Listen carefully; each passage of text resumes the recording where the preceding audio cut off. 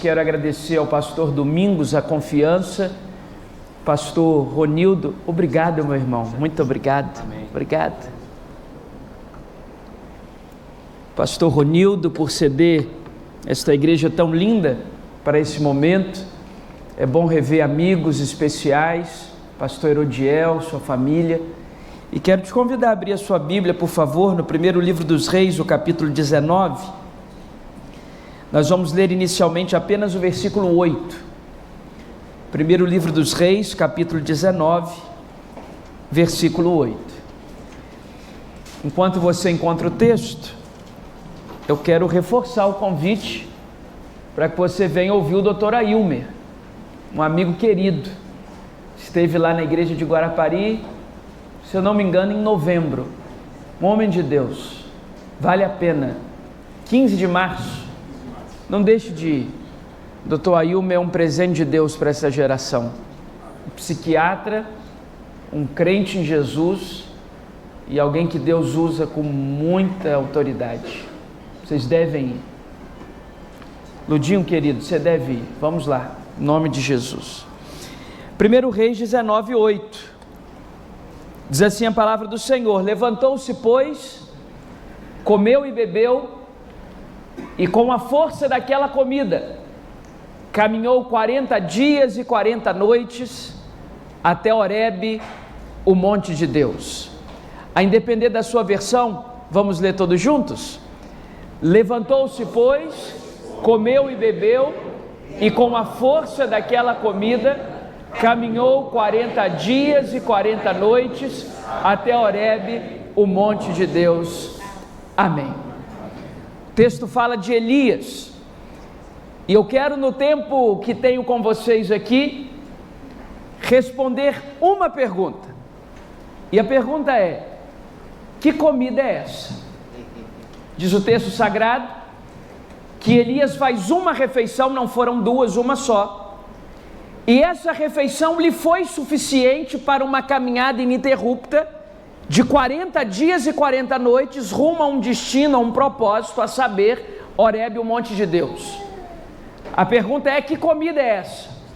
Capaz de abastecer um homem, que você já conhece a história, estamos aqui entre pastores e líderes. No episódio imediatamente anterior, estava depressivo, cabisbaixo, rogando para si a morte. E de uma hora para outra ele faz uma refeição, e a força daquela comida, o texto é claro, foi a força daquela comida, o levantou e o fez caminhar 40 dias e 40 noites. A pergunta que eu quero responder é: que comida é essa? Porque se ela estiver disponível no mercado, eu quero para mim. Se ela estiver disponível nessa manhã, eu estou precisando dela. Bem, para responder essa pergunta, eu quero analisar com vocês nessa manhã as 3 vezes que Deus, segundo as Escrituras, alimentou o profeta Elias. Se você toma nota, a primeira vez foi no primeiro livro dos Reis, capítulo 17, versos de 1 a 7. A segunda vez, no primeiro livro dos Reis, capítulo 17, versos de 8 a 24. E a terceira e última vez, no primeiro livro dos Reis, capítulo 19, versos de 1 a 8. Vamos analisar cada um desses episódios para responder uma pergunta, e a pergunta é: que comida é essa? Bem, a primeira vez que Deus alimenta o profeta Elias está registrado no primeiro livro dos Reis, capítulo 17, versos de 1 a 7. Quando diz que Deus levanta durante o reinado de Acabe um homem, um tisbita, dos moradores de Gileade, para profetizar. Em tempos de crise, Deus levanta um profeta. E naquele tempo em que Deus determina uma grande seca, e nos termos da economia, da geografia daquele lugar, seca significa fome, seca significa grande crise. Deus envia o seu profeta para a beira do riacho de Querite, fronteira do Jordão. E diz 1 Reis 17, de 1 a 7, que todos os dias, de manhã e ao anoitecer, Deus enviava corvos para alimentar o Elias. E os corvos traziam em suas patas pão e carne. Portanto, A primeira vez que Deus alimenta o profeta Elias é através de corvos. Só tem um problema. Qual é o problema? O problema é Levíticos capítulo 11, verso 15. Levíticos capítulo 11, verso 15, diz que o corvo é uma ave sacrificialmente impura. O corvo é uma ave liturgicamente impura. O corvo é símbolo da maldade. O corvo é símbolo da podridão. Levíticos 11, 15. Qual é o problema?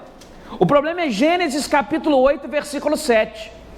Às vésperas de terminar o dilúvio, antes de mandar uma pomba, diz Gênesis capítulo 8, versículo 7, que Noé envia para fora da arca um corvo, por uma razão. O corvo ia e voltava da arca, até que uma hora ele para de voltar, e Noé chega a uma conclusão, que as águas do dilúvio começaram a baixar, mas ainda não baixaram por completo. Começaram a baixar a ponto da carniça começar a boiar, da ossada começar a boiar. E quando a carniça começou a boiar, a ossada começou a boiar, Gênesis 8,7 diz que o corvo não voltou mais. Por quê? Porque corvo se alimenta de carniça, corvo se alimenta de ossada, corvo se alimenta de podridão, corvo se alimenta de dejeto. Se você une Levíticos 11,15 e Gênesis 8,7, você vai perceber que corvo não vale nada, que corvo é impuro, que corvo é símbolo da maldade. Nas mais variadas matrizes religiosas que existem, saindo um pouquinho da cultura hebraica, o corvo sempre foi tido como uma ave de mau agouro. Ninguém gosta de corvo, símbolo do mal, símbolo da podridão, símbolo das trevas, símbolo daquilo que não presta. Mas Deus alimenta o Elias através de corvos. O que Deus quer nos ensinar? Eu fico imaginando se é Pedro. Eu não como de jeito nenhum. Elias precisa receber a comida através da pata suja de um corvo. Sabe o que Deus está ensinando para nós, pastores e líderes? Que quando Ele manda, até o corvo obedece. Que quando Deus dá um comando, até o corvo obedece. Que o poder de Deus não é apenas sobre o anjo e sobre as regiões celestiais. Quando Deus manda, obedece o céu, obedece a terra e obedece o inferno. Quando Deus manda, obedece anjo, obedece Satanás e obedece corvo. A autoridade de Deus não é só sobre a banda boa da vida. Quando Deus manda, até o corvo obedece. Eu não sei vocês, mas parece que tem dias que o nosso ministério é alimentado por corvo. Um corvo pode ser uma ovelha difícil, um corvo pode ser uma traição ministerial, um corvo pode ser uma ruptura, um corvo pode ser um problema financeiro, um corvo pode ser uma deslealdade, um corvo pode ser uma demissão injusta, um corvo pode ser uma ruptura, um corvo pode ser gente desleal no seu caminho, um corvo pode ser um patrão truculento, um corvo pode ser gente sem caráter que entra no seu caminho. Corvo. Os corvos estão por aí. Mas Deus está dando um recado para Elias e para nós. Até com os corvos, Deus garante a nossa subsistência. É claro, irmãos, não vamos nos enganar. Não é o melhor entregador. Não é o melhor serviço de delivery. A pata suja de um corvo não é o iFood mais agradável. Aliás, há um tempo atrás, eu passei muita raiva. Lá em casa a gente gosta de comida japonesa. E aí eu preparei uma noite de comida japonesa, eu e minha esposa, Ana Paula. Eu sou um homem, tento ser precavido. Pedi às 18 horas, Guarapari é uma cidade pequena, para que chegasse às 19. 19 não chegou, 20 horas não chegou, 8h30 não chegou, 9 horas não chegou, 9h30 não chegou, 10 horas não chegou, 10h30 não chegou. O entregador. 10h30 eu já tinha perdido a esposa. Agora tem um detalhe. Eu fiz um voto na vida. Não é um voto espiritual, foi um voto pessoal. Um voto de não reclamar. Eu sou filho de um tetraplégico. Meu pai tinha uma tetraplegia muito grave. A nossa família passou por um processo de falência. Então a minha infância foi com a doença do meu pai, tendo que cuidar dele e experimentando pobreza material. E o meu pai, mesmo vivendo em circunstância de pobreza material e não tendo nenhum movimento do seu corpo, faleceu com 44 anos, o meu pai nunca reclamou da vida. Ele se segurava até para os gemidos de dores involuntários. E aí eu cheguei à conclusão que eu, que tenho o movimento das pernas e uma vida razoavelmente confortável, não tenho direito de reclamar. Então eu fiz um voto de não reclamar. A minha esposa não fez esse voto. Quando deu 10h30 da noite, 10h30 da noite, o negócio estava feio. Cadê a comida? Cadê a comida? Cadê a comida? Eu falei, eu vou ligar para lá. Aí liguei. Estou saindo daqui. 11 horas não chegou, 11h30 não chegou, 11h45 não chegou. Eu falei com a minha esposa assim, pela primeira vez na vida, você vai ver o seu marido reclamar e brigar com alguém. Subitamente a raiva dela passou e os olhos começaram a brilhar, como quem diz, eu casei com um sujeito homem, hoje vai ter briga nessa casa. O interfone toca. Eu tiro o meu pijama, coloco uma calça comprida, não ia brigar com ninguém de pijama. O porteiro do nosso condomínio me avisa que o próprio dono foi levar. Eu falei, então se é o dono ele vai ouvir, porque o entregador não tem culpa de nada. Ele vai ouvir. Eu fui preparando o discurso. Você sabe que o diabo é o pai da mentira, né? Eu sou o filho do Satanás. O senhor acabou com a noite de uma família. Eu liguei 6 horas, já está dando meia-noite. Isso é um desrespeito com o consumidor. O senhor é um mentiroso. O senhor acabou com a noite de uma família. Era muito mais digno da sua parte dizer, eu não dei conta de entregar. Só tem que aprender a tratar um consumidor. Aí, ensaiei tudo. Minha esposa estava lá do quarto, esperando. Não, esse foi um ensaio, irmão. Calma. Eu sou apressado. Onde pastor apressado aqui nessa manhã? Toca a campainha. Eu vou abrir o coração acelerado, já não está acostumado com essas coisas. Quando eu abro, discurso pronto, e fui para falar mesmo, lógico. Quando eu abro, o sujeito olha para mim, você é o pastor da primeira igreja? Eu falei, querido, boa noite. Boa noite. Ele falou, eu fui na sua igreja domingo. Eu falei, boa noite. Ele falou, desculpa. Eu falei, que isso, acontece. Atrasos acontecem, a vida não é perfeita, né? E o que você achou do culto? Volta mais vezes. Eu não quero nem te cobrar, pastor. Eu falei, eu faço questão de pagar, qual é o problema? Quem nunca passou por um imprevisto na vida?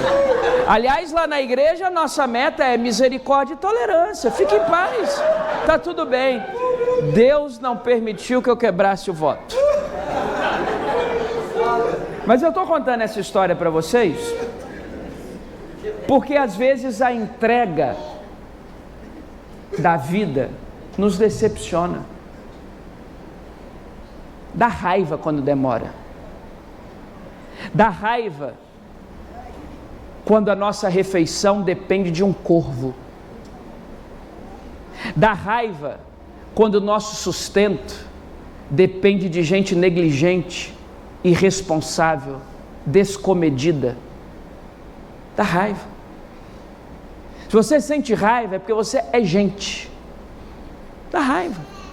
Quando a injustiça, quando o destempero dos outros bate na sua porta. As entregas da vida decepcionam muitas vezes. Mas eu preciso lembrar que Deus também alimenta os seus filhos através dos corvos. Quando eu mando, até o corvo obedece. Gênesis capítulo 50, verso 20. José está diante dos seus irmãos. Ele diz uma das suas frases mais impactantes, porque os seus irmãos estão morrendo de medo, que agora o jogo virou. Mas José diz, eu não estou no lugar de Deus. Aliás, o mal que vocês intentaram contra mim, Deus transformou em bem. É isso que Deus faz. A primeira vez que Deus alimentou Elias foi através de corvos.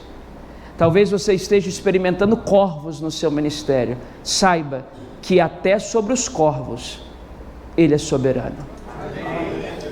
Eu aprendi uma outra coisa sobre corvos. Não sei se alguém já tentou puxar o seu tapete. Já ouviu essa expressão? O meu já tentaram. E olha que eu estou novo, hein? Mas eu aprendi uma coisa. Que às vezes uma boa puxada de tapete é a melhor coisa que podem nos fazer. Eu explico. Não é uma questão espiritual, não. É uma questão matemática e física. Por exemplo, para eu chegar do outro lado desse púlpito, essa plataforma, a minha passada tem 1 metro.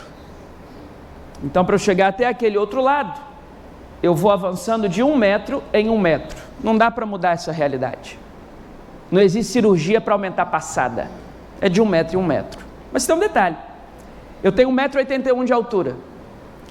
Se alguém puxa o meu tapete, 2 coisas vão acontecer. Primeiro, eu ganho impulso. E segundo, eu vou cair com a minha altura, não com 1 metro, com 1,81 m. Se eu tiver a condição de levantar rápido da queda, eu terei avançado, ao invés de 1 metro, o impulso mais 1,81 m. Estão acompanhando a conta? É matemática e física. Então, na realidade, uma boa puxada de tapete, conquanto você tenha condições de se levantar mais rápido, só está fazendo você chegar mais rápido no propósito. Às vezes uma puxada de tapete é uma bênção, só está acelerando o processo. Deus também alimenta os seus filhos através de corvos. Bem, chega um dia que os corvos param de descer dos céus com pão e carne, e Deus passa a alimentar o Elias pela segunda vez. Primeiro livro dos Reis, capítulo 17, versos de 8 a 24. Veio mais uma vez a voz do Senhor a Elias e disse: dispõe-te e vai a Sarepta, e ali darei ordem a uma viúva para que te dê de comer. Sarepta significa fornalha de fundição, e Sarepta está nas regiões de Sidom. Você sabe muito bem que Sidom é terra de Jezabel. Jezabel era princesa de Sidom. Jezabel era filha de Etbaal, rei sidônico. Então agora, Deus está mandando Elias para a terra de Jezabel. Deus está mandando Elias para a terra da promíscua mulher que corrompeu Israel, para uma fornalha.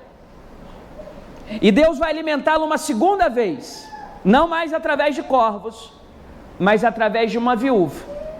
Com essa viúva nós aprendemos 3 coisas. Primeiro, diz o texto, que quando Elias chega em Sarepta, a viúva estava apanhando lenha.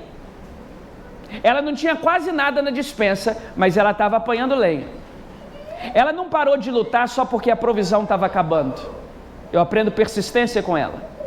Segundo, ele pediu água, e ela buscou água, disponibilidade, ela tinha água. Terceiro, ele pediu pão, ela disse: o pouco que eu tenho é para mim e para o meu filho, comeremos e morreremos. Ela tem noção de prioridade, persistência, disponibilidade e prioridade. É claro, entre alimentar o senhor e alimentar o meu filho, eu vou alimentar o meu filho, o senhor fica com fome. Quem aqui vai deixar de alimentar um filho para alimentar um estranho? Ela está certíssima. O pouco que eu tenho na minha despensa é para mim e para o meu filho. Comeremos e morreremos. Ela não para de apanhar lenha, ela é persistente. A água que ele pede, ela tem, ela dá, ela é disponível. Mas o pão que ele pede, ela diz: o pouco que eu tenho é para mim e para o meu filho. Ela tem noção de prioridade. Um líder tem que ter noção de prioridade. Entre a sua casa e a casa dos outros, a sua casa. Meu Deus. Bem, e agora Deus prova para o Elias que a segunda vez que ele vai alimentá-lo é através de uma viúva que só tinha migalhas. Sabe o que tem na despensa dessa viúva? Migalhas. Grave essa expressão. Porque essa expressão migalhas vai aparecer de novo em Sidom. Em Marcos capítulo 7 e em Mateus capítulo 15, narra que Jesus foi tirar um dia de folga fora do território de Israel, isto é, no território gentílico. E para lá da fronteira de Israel, Jesus chega nas regiões de Tiro e Sidom. E quando Jesus chega nas regiões de Tiro e Sidom, onde está Sarepta, ele encontra uma mulher cirofenícia, uma mulher cananeia. E essa mulher cirofenícia, essa mulher cananeia, está com um dilema. Qual é o dilema? A sua filha está terrivelmente endemoniada. Ela roga que Jesus a cure, a liberte. E Jesus diz: eu não vou fazer, porque o meu ministério imediato de milagres é com a casa de Israel. Eu estou em território gentílico. Eu não vim para isso. Eu vim para os da casa de Israel. A mulher não entendeu nada, ela não frequentou sinagoga, ela não entende teologia, ela nunca leu a Torá. O que Jesus falou para ela, e nada era a mesma coisa. Aí Jesus faz uma ilustração para que ela entenda. Uma ilustração. Jesus diz: minha filha, você não está entendendo nada, né? Deixa eu explicar de outra forma. Não é lícito tirar comida da mesa dos filhos e dar aos cachorrinhos. É uma ilustração que Jesus usou. Jesus não está chamando ela de cachorro, Jesus usou a expressão cachorrinho numa ilustração. Não vou tirar a comida da mesa dos filhos para dar para os cachorrinhos. Bem, mas aí essa mulher, em Marcos capítulo 7, versículo 28, ou Mateus 15, 27, os dois textos são correlatos, dizem a mesma coisa. Essa mulher diz o seguinte: sim, Senhor, mas até os cachorrinhos se alimentam das migalhas que caem da mesa dos seus donos. Onde que ela está? Ela está no território de Sidom. E ela está dizendo para Jesus que as migalhas dele podem alimentá-la. Milênios antes, Elias está na mesma região de Sidom. E Deus está provando para ele que com as migalhas de uma viúva, Deus pode alimentá-lo. Milênios depois, Jesus está em Sidom, provando para uma mãe em desespero que até as migalhas da mesa dele podem transformar a vida de uma filha. Por quê? Porque a segunda vez que Deus alimenta o Elias é através das migalhas de uma viúva. Eu conheço um monte de gente que está correndo atrás de caminhão de bênção e que tem uma vida miserável. Mas todo mundo que se contenta com as migalhas do Altíssimo acaba arrumando um caminhão de bênçãos. Aleluia! Porque as migalhas da mesa de Deus nos bastam.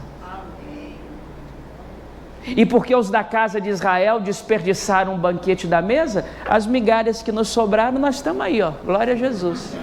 Obrigado, Senhor, pelas tuas migalhas. Deixa eu dizer uma coisa para você. Até as migalhas de Deus nos bastam.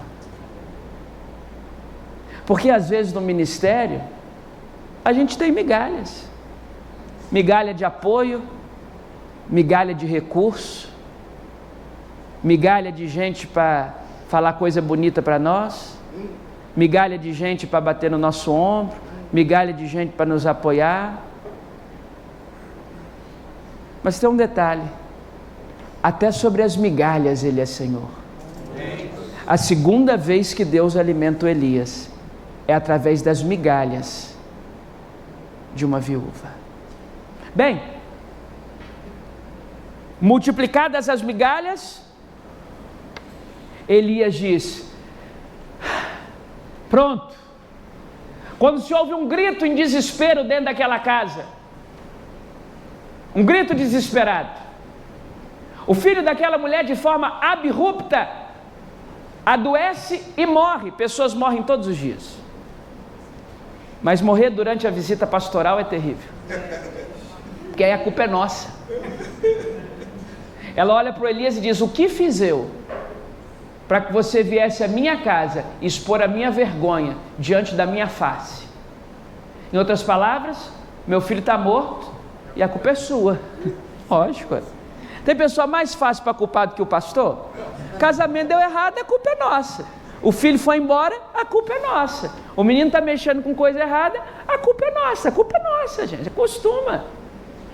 Conhece aquela história? A culpa é minha, eu ponho quem eu quero? É do pastor. Pronto. Elias, morreu meu menino, o senhor está culpado. O senhor é culpado. Olha que coisa interessante.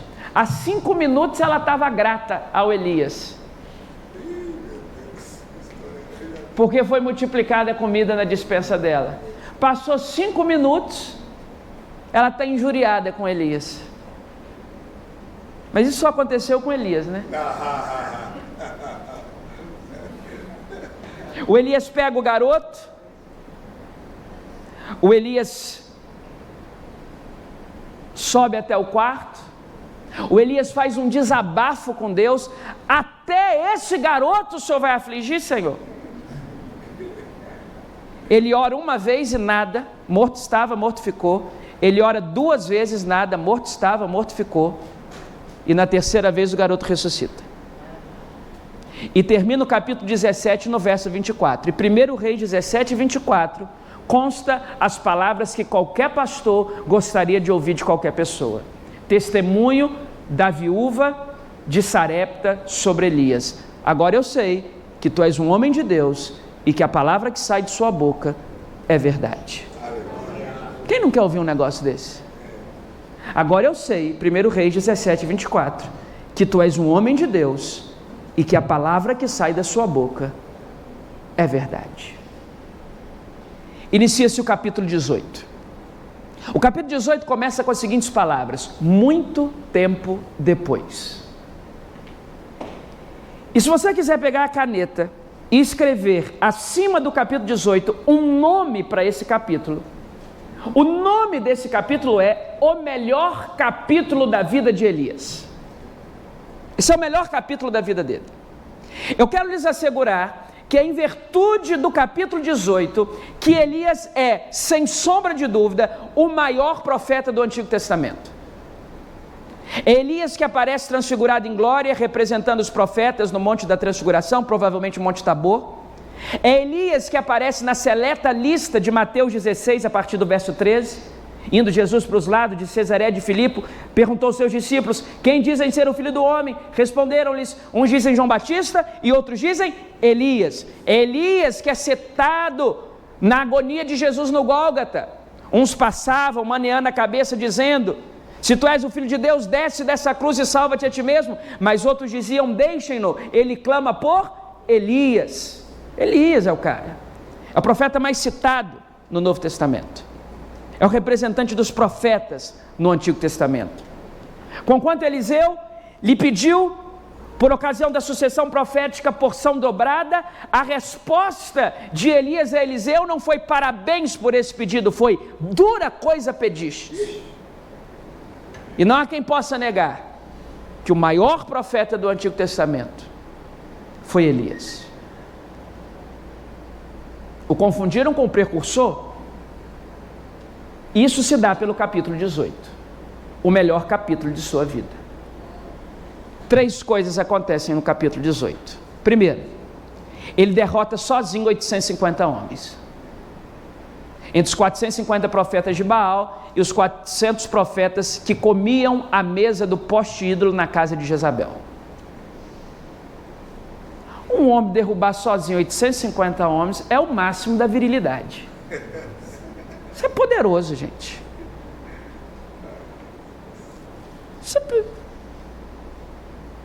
Eu, por causa do meu voto, não sou de brigar na rua, mas se eu derrubar um, eu já vou chegar em casa me achando tal. Derrubar 850 é o Elias.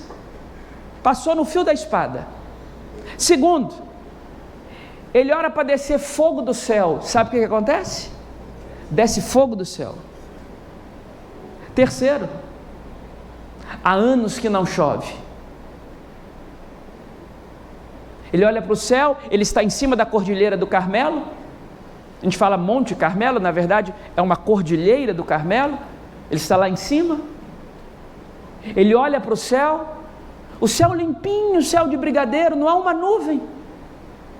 Ele faz uma oração para que chova, e de repente aparece uma pequena nuvem do tamanho da palma da mão do homem, cai um toró. Então se ele pede fogo, cai fogo. Se ele pede chuva, cai chuva. Ô raiva de um homem desse. Seu Elias, poderoso. Quando ele desce da Cordilheira do Carmelo, final do capítulo 18, está descendo dali o homem mais poderoso que já houvera pisado na terra até então. Elias. Inicia o capítulo 19, quando dos versos de 1 a 8, Deus vai o alimentar pela terceira e última vez. A primeira foi através dos, a segunda através das, agora a terceira e última vez. Porque o capítulo 19, verso 1 diz assim: Acabe fez saber a Jezabel tudo quanto Elias havia feito, e como passaram os profetas de Baal a fio da espada. E ela lhe enviou um mensageiro a dizer: façam-me os deuses como lhes aprouver. Os deuses, Jezabel não crê em Deus, ela crê em deuses. Como lhes aprouver, se eu não te matar. Eu fico pensando, se eu sou Elias. Porque primeiro, quem me ameaçou não foi o rei, foi a mulher do rei. E segundo, não foi nem a mulher do rei que veio falar comigo, ela mandou um garoto de recado. Eu ia olhar para o garoto de recado, eu acabei de descer do Carmelo, derrubei 850 sozinho, fiz fogo descer do céu, fiz água descer do céu, ressuscitei filho de gente, multipliquei comida, corvo desce do céu para me obedecer. Eu fui seu garoto de recado. Avisa lá para Jezabel para ela mandar o exército mais poderoso que ela tem. Só pergunta se ela quer que o exército dela morra carbonizado ou afogado. Porque eu dou um jeito.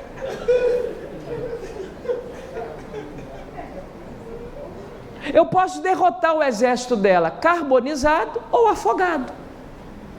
Porque eu posso orar para que sejam queimados ou para que se afoguem. Eu sou Elias. Mas diz o capítulo 19, versículo 4, que ele coloca a sua cara no pó, que ele se deita sobre um zimbro e que ele faz a pior ação de sua vida. Basta, Senhor, a minha vida não vale nada, não sou melhor do que os meus pais, me mata.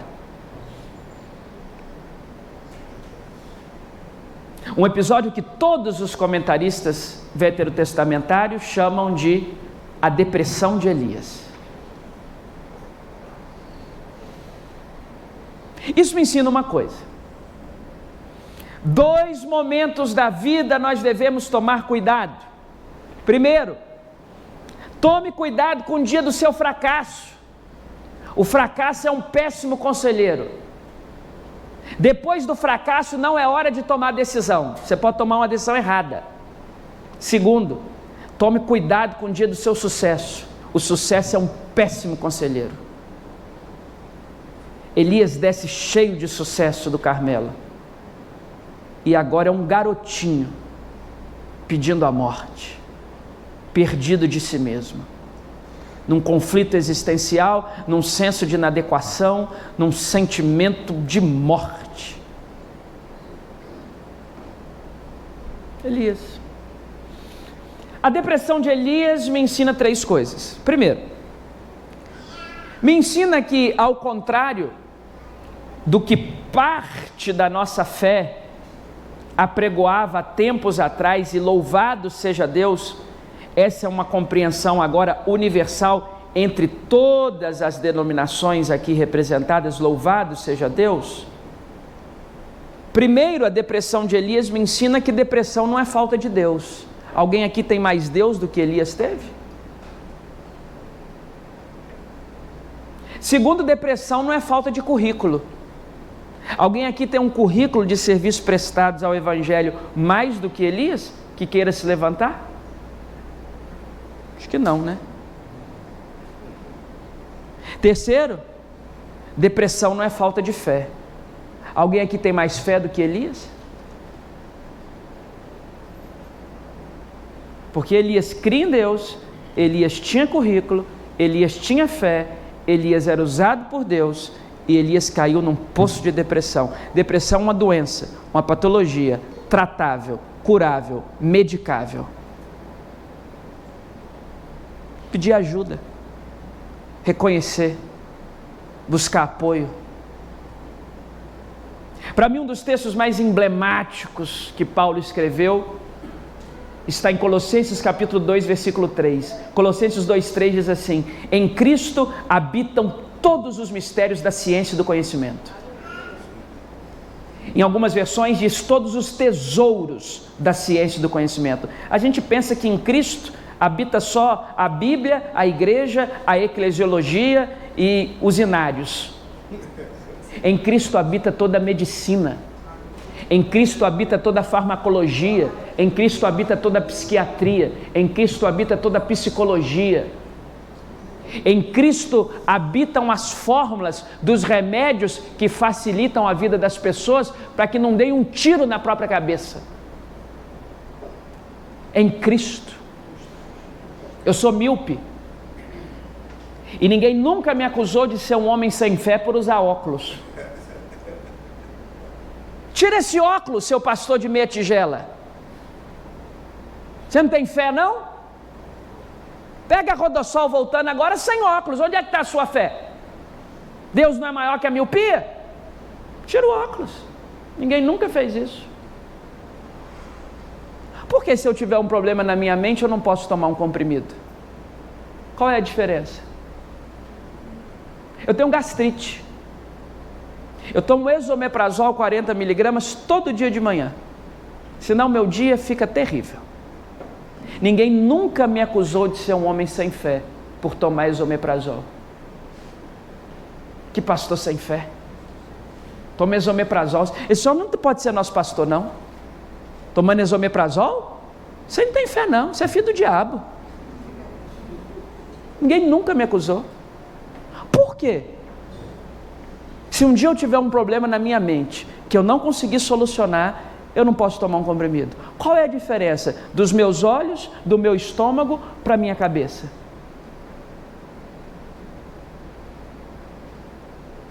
Qual é a diferença? Tem muita gente sofrendo porque se acha super-herói e porque acha que depressão se cura apenas com a tal da força do pensamento positivo. Precisa de tratamento, precisa de médico, de psicólogo, às vezes de remédio. Elias tinha fé, Elias tinha Deus, Elias tinha currículo, Elias tinha obra. Elias caiu num poço de depressão. Às vezes, o maior ato de fé que um ser humano pode demonstrar é ter a coragem de pedir ajuda, marcar uma consulta, um atendimento, uma terapia. Depressão é coisa de gente e pode bater em qualquer um de nós. E agora, entre os versos 5 e 8, Deus alimenta o Elias uma terceira vez. Agora ele não manda um corvo. Agora ele não manda uma viúva com migalhas. Agora, diz o texto, ele manda um anjo. Aparece um anjo. O anjo faz uma terapia simples com Elias. Primeiro bota o Elias para dormir. Elias está cansado. Dorme, Elias. Às vezes não tem nada mais terapêutico que uma boa noite de sono. Aí depois ele diz, acorda, Elias. Às vezes não tem nada mais terapêutico do que acordar. Porque também não dá para esperar em Deus levantando meio-dia. Levanta, Elias. E agora, diz o texto sagrado, que o anjo faz aparecer sobre pedras em brasa um bocado de pão cozido. Olha que coisa extraordinária. A terceira vez que Deus alimenta Elias é através de um anjo que faz aparecer sobre pedras em brasa um bocado de pão cozido. A pergunta é, de onde vem esse pão? Não diz o texto que o anjo tinha trigo, centeio, cevada. Não diz o texto que o anjo era padeiro? Aquele pão veio quentinho do céu. E Deus alimentou Elias uma terceira e última vez com um anjo que trouxe pão direto do céu para ele.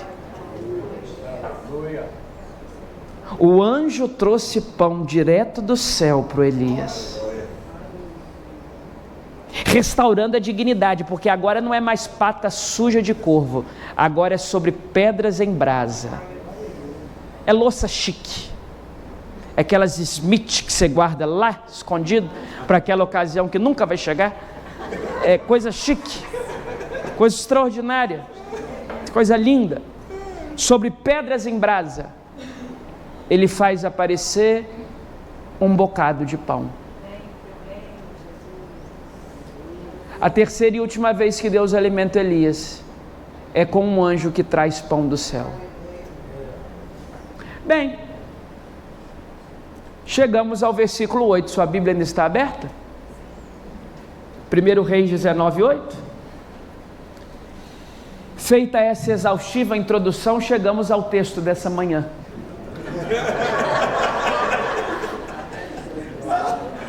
Está aberta aí a sua Bíblia? O que diz? Levantou-se, pois, comeu e bebeu, e com a força daquela comida, caminhou 40 dias e 40 noites até Horebe, o monte de Deus. A pergunta é: que comida é essa?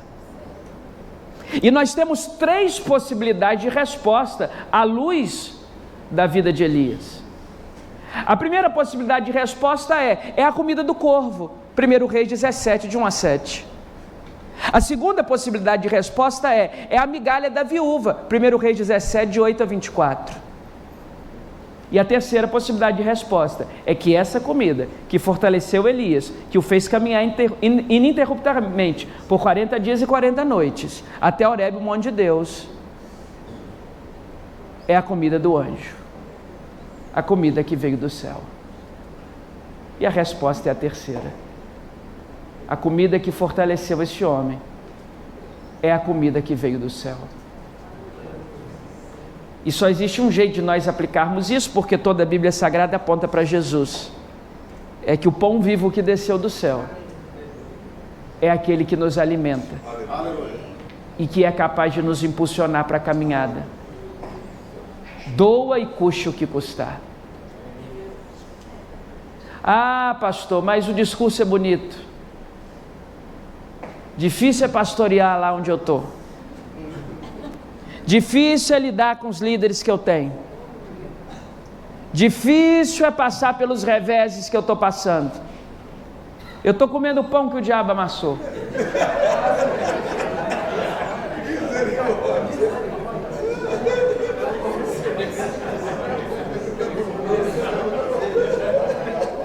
Pois se tem alguém comendo o pão que o diabo amassou, nessa manhã a gente está reunido diante do pão que amassou o diabo, que é o pão da vida, Jesus Cristo, o Senhor dos Senhores, o Pai da eternidade, o pão que amassou o diabo. Eu sou o pão da vida. Eu sou o pão da vida. E quem se alimenta dele vai caminhar e vai caminhar. Bem, mas eu preciso analisar o texto com vocês. E Elias faz 3 coisas nesse texto. Primeiro, ele se levanta. Ele sai da prostração. Levantou-se. Bem-aventurado é o servo que no retorno do seu Senhor ele o encontre trabalhando. Aquele que coloca a mão no arado e olha para trás não está apto para o reino de Deus. O meu pai trabalha até agora e eu trabalho também. Então é o seguinte, irmão, tem que levantar. Tem que levantar. Tem outro jeito não. Se entregar, se prostrar, nada vai mudar. Levantou-se. Segundo, tem que se alimentar. Comeu e bebeu. Tem que se alimentar. Tem que comer do pão vivo. Diz Atos 17, 28, que nele nós vivemos, nos movemos e existimos. Diz Colossenses 1, 27, o qual nos fez conhecer a grandeza desse mistério entre os gentios, Cristo em vós, esperança da glória. E terceiro, tem que caminhar. É levantar, comer e caminhar. É para frente. É para frente. Todas as manifestações milagrosas de Jesus, os homens estavam produzindo alguma coisa. Jesus nunca acreditou em gente à toa. João registra 7 sinais pedagogicamente no seu livro, milagrosos. João 2, a transformação de água em vinho nas bodas de Caná. João 4, a cura do filho do oficial do rei. João 5, a cura do paralítico de Betesda. João 6, a multiplicação dos pães e dos peixes, Jesus andando sobre as águas. João 9, a cura do cego de nascença. João 11, a ressurreição de Lázaro. Todos os 7 sinais tinha homens se movimentando. Em João 2, só ele pode transformar água em vinho, mas ele nem enche tacho, nem movimenta tacho, nem enche d'água. Transformar água em vinho é comigo, mover tacho e encher d'água é com vocês. Vocês podem mexer as talhas aí e encher d'água. Eu transformo a água em vinho, mas não carrego peso para vocês não. Em João 4, só ele pode curar o filho do oficial, mas ele nem vai na casa, ele cura a distância. Curar é comigo, ser pai é com você, vai lá, o filho é seu. Em João 5, 38 anos de uma vida paralítica. Ele não diz assim, levanta, monta nas minhas costas e se apoia em mim. Ele diz, levanta, toma o teu leito e anda, filho. Vai distribuir currículo, acabou. O sapato do currículo é por minha conta, né? Vai para frente, avança. Em João 6, só ele pode multiplicar a matéria, mas ele não vai atrás do ponto de partida não. Vocês se virem. Aí um diz assim, nós temos que ir para o supermercado, mas não tem dinheiro. Ou diz assim, despeça as multidões.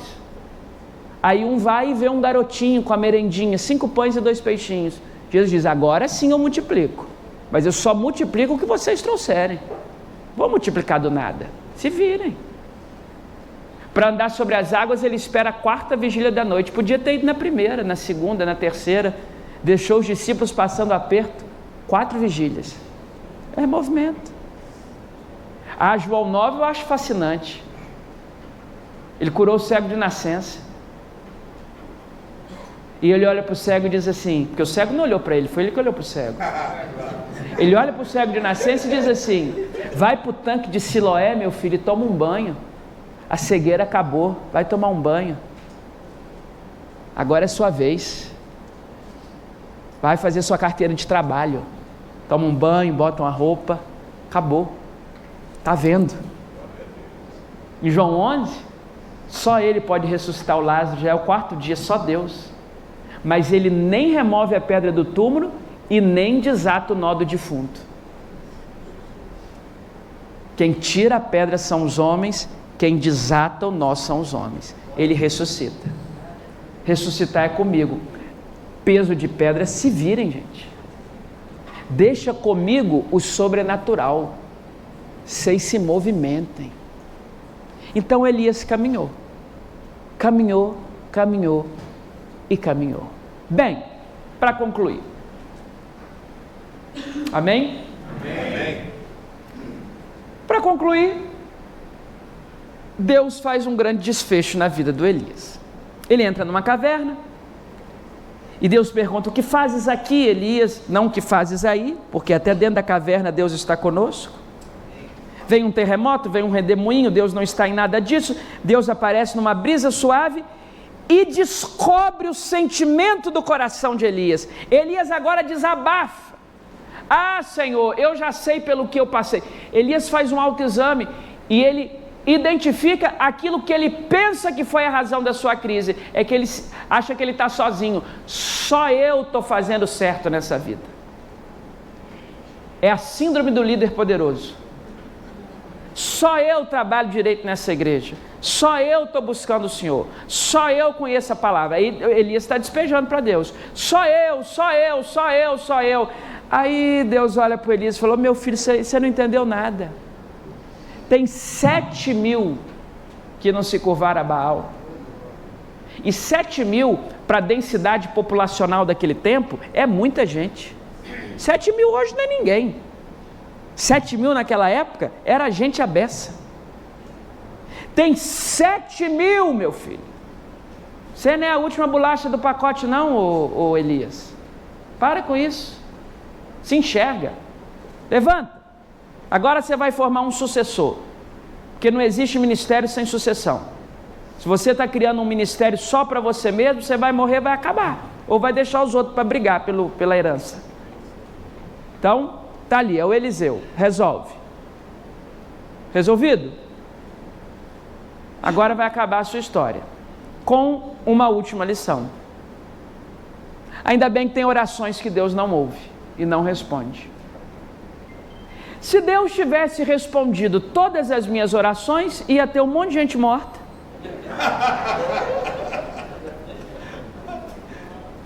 Provavelmente eu estaria morto com as coisas que eu vou pedindo. Deus sabe fazer filtro. Louvado seja Deus. Amém. Obrigado, Senhor, por não ter respondido todas as minhas orações. Glória a Jesus. Deus não atendeu a oração de Elias, e Deus tem um senso de humor, Deus é maravilhoso. Qual foi a oração de Elias? Senhor, me mata. Deus olha assim: você vai vir para o céu, mas você não vai morrer não, filho. Você vai ser arrebatado. Aí vem um redemoinho, um negócio extraordinário, e acaba a vida do Elias sem experimentar a morte. Deus provando que Ele não tem compromisso com as nossas orações precipitadas. Ele tem compromisso em nos alimentar e garantir a perenidade do nosso ministério. Que comida é essa? É a comida do anjo. Que Deus fortaleça a sua vida. Que Deus fortaleça o seu ministério. Que a palavra de Deus habite ricamente no seu coração e renove o seu coração. Pai de amor e de imensa bondade, aplica a tua palavra no nosso coração. Nós somos tão pequenos e frágeis, mas o Senhor é tão grande e poderoso. E clamamos pelo poder do nome de Jesus, que o Senhor nos venha alimentar mais uma vez. Reestabeleça as mãos cansadas, firma, Senhor, os joelhos trôpegos, e conceda-nos a graça de nessa manhã sermos renovados na nossa força. Pastoreia o nosso coração, traz alívio para a nossa alma e nos traz esperança, em nome de Jesus. Eu queria, nos 2 minutos que me restam do horário que me foi dado, pedir que você se unisse a uma pessoa nessa hora, em dupla de oração, e que você orasse por esse irmão ao seu lado, pedindo a força do Senhor sobre ele. Não é para conversar agora não, e nem para perguntar nada, é só para você orar por ele. Senhor, fortalece o meu irmão, alimenta ele, traz força, duplas ou trios, não tem importância, mas ora pelo seu irmão nessa hora, pede o poder de Deus, o favor de Deus sobre a vida dele, em nome de Jesus. Oremos uns pelos outros. A oração de um justo pode muito em seus efeitos.